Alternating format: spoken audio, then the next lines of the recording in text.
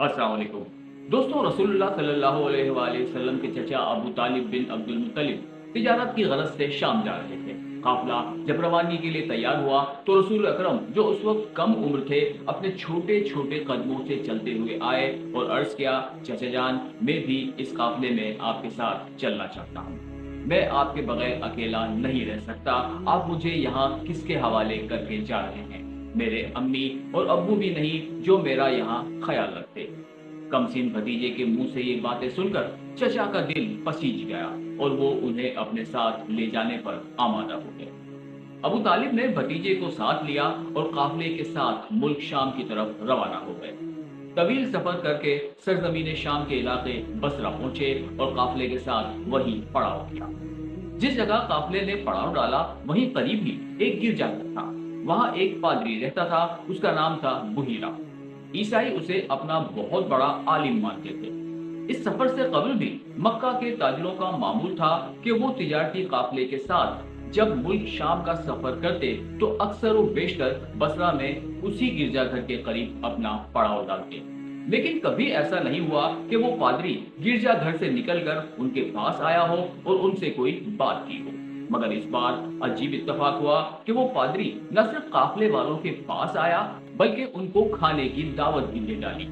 सीरत निगारों का कहना है कि पादरी की इस दावत का राज दरअसल रसूल अकरम पर जाहिर होने वाली नबूवत की निशानी थी, जिसे पादरी ने देख लिया था। जब काफिला तवील सफर करके बसरा के गिरजाघर के करीब पहुंचा तो उस पादरी ने काफिले के ऊपर एक बादल देखा, जो सारे लोगों को छोड़कर एक छोटे से बच्चे पर अपना साया किए हुए था। जब काफिले ने गिरजाघर के करीब एक दरख्त के नीचे पड़ाव डाला तो बादल ने दरख्त पर अपना साया फैला दिया और दरख्त की डालियों ने रसूल अकरम की तरफ झुककर उनको अपनी छांव में ले लिया। ये सारा मंजर पादरी अपने गिरजाघर से देख रहा था। वो फौरन गिरजाघर से निकलकर बाहर आया और काफिले वालों के लिए एक बड़ी दावत का ऐलान किया। उसने काफिले वालों से कहा, ए काफिला कुरैश, मैंने तुम्हारे लिए एक दावत ताम का एहतमाम किया है। मेरी ख्वाहिश है कि तुम सब लोग मेरी दावत में शिरकत करो। छोटा बड़ा, गुलाम और आजाद सब इस दावत में शरीक हो। काफिले वालों में से एक ने कहा, ए बुहेरा, आज तूने खिलाफे मामूल काम किया है। जरूर कोई बात है। इस दावत का एहतमाम तूने पहले कभी नहीं किया, जबकि हमारा यहाँ गुजर तेरे पास से इससे पहले भी होता रहा है। फिर आखिर आज बात क्या है? बुहिरा ने जवाब दिया, तू सच कहता है, बात वही है जो तू कहता है, लेकिन तुम मेरे मेहमान हो और मैं चाहता हूँ कि तुम्हारी मेहमान नवाजी करूँ। काफिले के तमाम अफराद पादरी की इस दावत में शरीक हुए। सिर्फ रसूल अकरम ने शिरकत नहीं की, क्योंकि आप बच्चे थे और दरख्त के नीचे काफिले के सामान की देखभाल कर रहे थे। जब बुहिरा ने मेहमानों को गौर से देखा तो उनमें उस सिफत की हामिल शख्सियत उसे नजर नहीं आई जिसकी वो पहचान कर चुका था और जो सिफात उसने उससे पहले पढ़ रखी थी।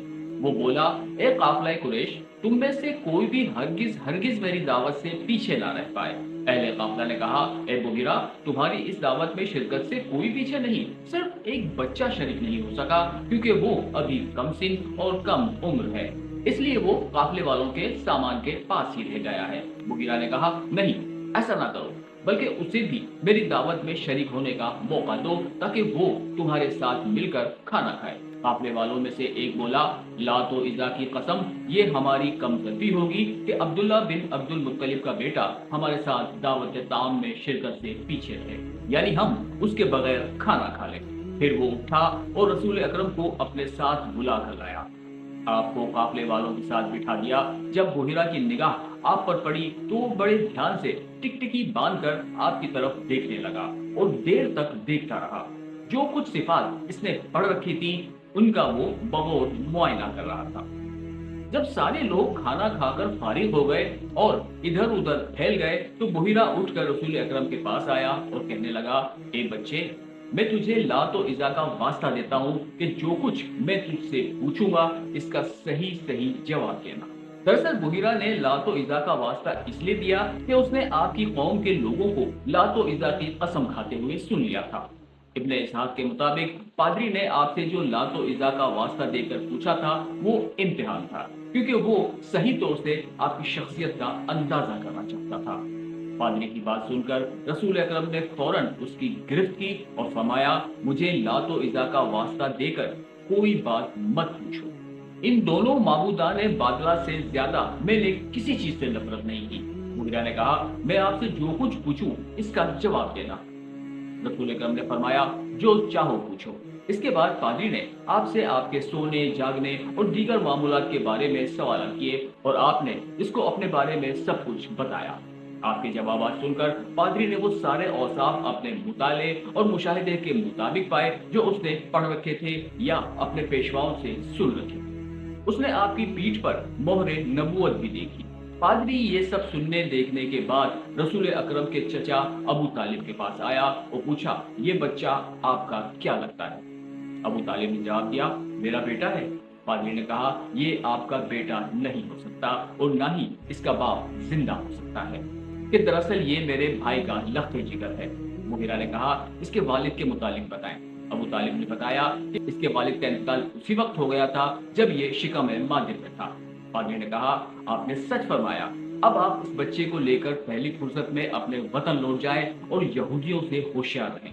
اگر یہود اس بچے کو دیکھیں گے اور جو کچھ میں نے اس میں دیکھا ہے وہ بھی دیکھ لیں گے تو اس کے ساتھ برا سلوک کریں گے، ظلم ڈھائیں گے، کیونکہ مستقبل میں آپ کے اس بچے کی ایک عظیم شان ہونے والی ہے، اس لیے آپ جلدی سے اسے اس کے وطن لے کر چلے جائیں۔ ابو طالب نے جب مغیرہ کی بات سنی تو ملک شام میں اپنے تجارتی کاروبار سے فارغ ہوتے ہی فوراً اپنے وطن روانہ ہو گئے اور رسول اکرم کو لے کر مکہ پہنچ گئے۔ رسول اکرم صلی اللہ علیہ وآلہ وسلم کی عمر اس وقت تقریباً 12 سال